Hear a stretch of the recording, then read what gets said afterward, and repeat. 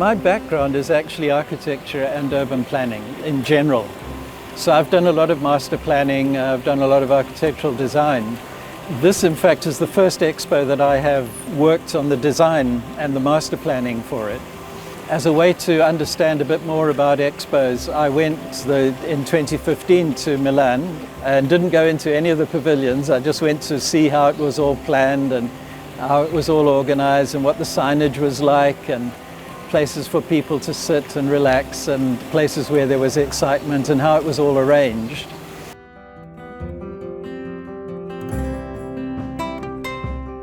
You see these trees that we see on the side here, those are all solar panels, and they turn to follow the sun like sunflowers, so they get maximum benefit from the sun.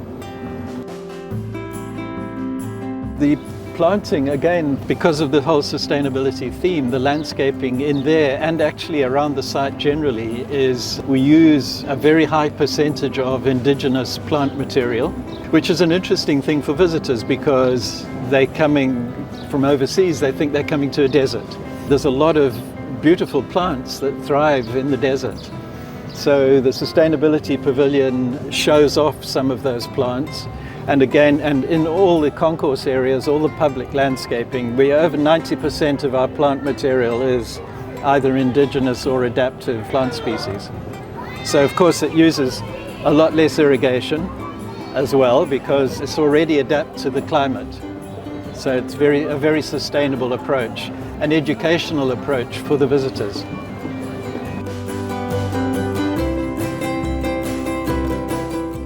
There are over 100 million trees in the UAE. The types of trees planted were carefully selected on their ability to survive and withstand the climate. So we gained experience over time. Harnessing the knowledge and understanding of proven species, our architects selected over 90 different species of trees to be used at Expo on the public realm. We have over 800 garth trees on site, which is incredible.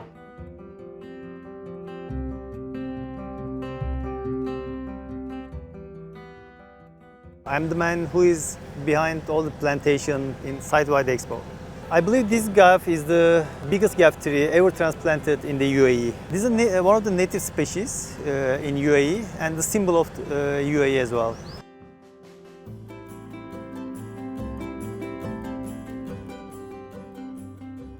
So what we've created again is a woodland within Expo. This is essentially a small example of greening the desert. Well, this area was sand just 2 years ago. There was nothing here.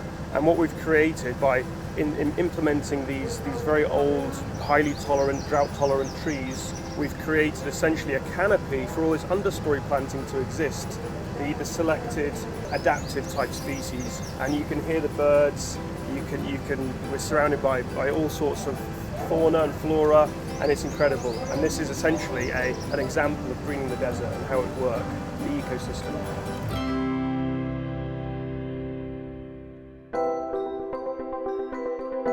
Azerbaijan is located in the sustainability district. Our pavilion is mainly tree and the leaf. Tree is known as the symbol of life, and from the bottom side you can see the roots of the tree. We have used wood, which is a sustainable material, and also the bridge made out of wood. The Polish pavilion is very narrow on the bottom, and then it expands as we go through the higher floors, which resembles a tree. The facade is made out of wood. We have brought in real plants and piece of forest to Dubai, so this gives the first impression about the nature of Poland.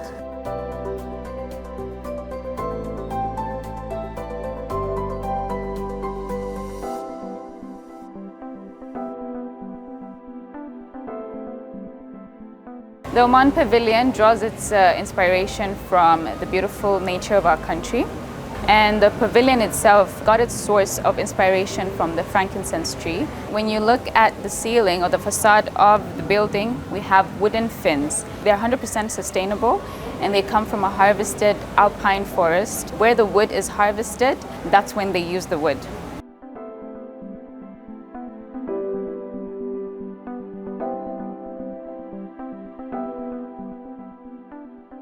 The umbrella design, it's a smart tree.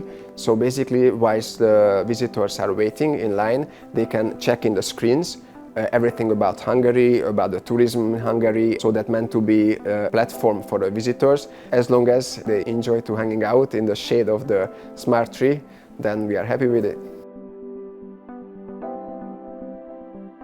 So Malaysia Pavilion, for the first time, is delivering a net zero carbon pavilion. We have 16 trees that is carefully selected. Additionally, we have also planted more than 3,000 potted plants throughout our entire pavilion to give an overall luscious feel, so that when you're walking through, it's as though you're walking through a forest.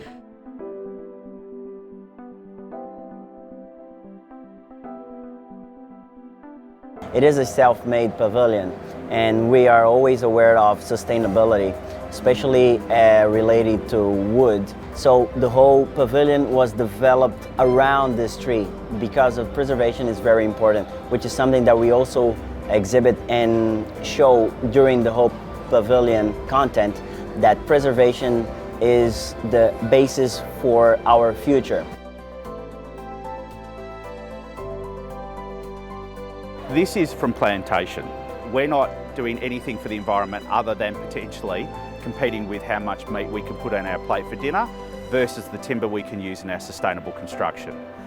None of this timber has been grown on old growth forest land, and it's been on prior farming land. So from an environmental and culturally sensitive perspective, this is the most ecologically friendly timber we can have.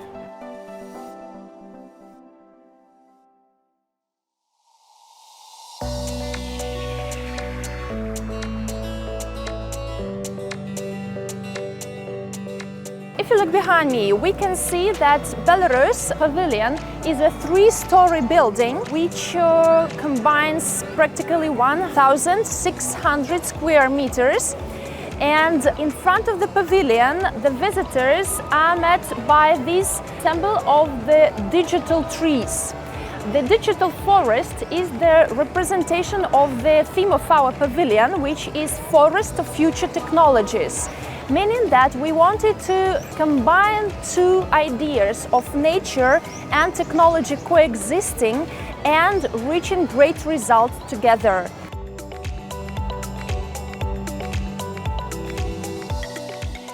More than 30% of territory is covered by forests, and forestry is very important part of our activities. Not only for relaxing and hunting or whatever, it is also field of economy. If you see above, you may see whatever you imagine, but we imagine this as a tree. And we enjoy these wooden stairs here. How nice it is, how wood is very natural, and you really want to touch it, and you want to sit there, to relax, to stay.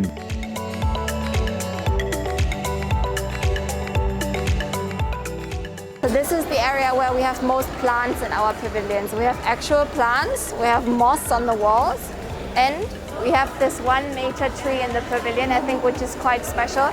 The tree is an actual oak tree from Germany. The tree was taken down and then dried, so it doesn't go bad inside here. The leaves are fake because they would fall down like in autumn, but the tree as such is an actual tree from Germany. The biggest trees in Suriname are called the kankan tree. And the kankan tree is very special for us because actually they are protecting the whole Amazon, the kankan tree. It is believed that you shouldn't cut the kankan tree because they are the mother of the trees. We have to be very precious with nature because without nature we cannot live. We cannot gather our oxygen. We have to preserve every tree, every living creature, because Earth has to be in balance, and without the balance we cannot live.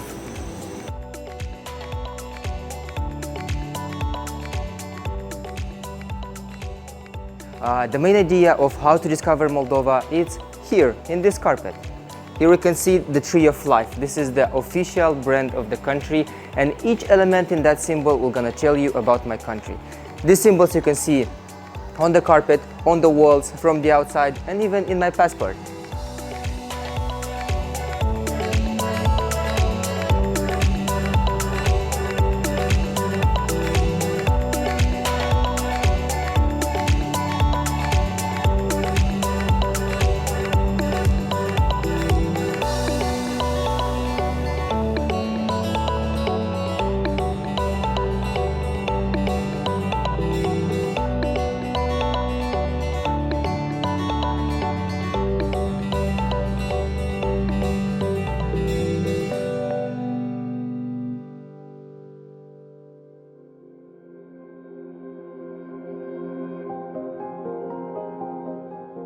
Switzerland, actually, if you go up to the hills and mountains, the forest is actually growing. We know that in many parts of the world, deforestation is a big topic, whereas in Switzerland, I'm really happy to say the forest is growing. Only a very small portion of the forest is actually wild and not touched. Most of the forests in Switzerland are managed by the government. 80% is with the government, 20% is in private hands, and it's basically managed forests. That means we cut trees, we produce beautiful products such as this parquet floor. We cut, but we also replant, so that's how we manage the forest.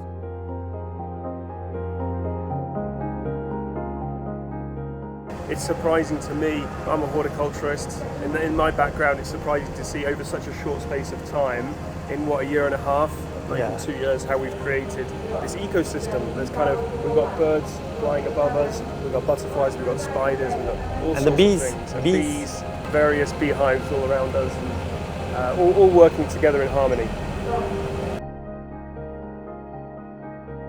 The other benefits of trees, not just to people, give shade to our seasonals and allow them to perform over a longer season, meaning we don't need to replace them, reducing the water usage. During seasonal pruning of trees, we've taken the wood and we've chipped it in our nursery and we've repurposed it back on site. So repurposing this wood and this resource is obviously very important to our landscape. Finally, perhaps the most important when it comes to the human impact is the capturing of carbon from the atmosphere, known as carbon sequestration or biosequestration. As trees grow, so does the ability to capture and store carbon and atmospheric greenhouse gases. It's important to recognise how all of the above can coexist, enabling an urban environment to truly flourish and offset both the human impact and desertification as set out by His Highness Sheikh Zayed. Thank you.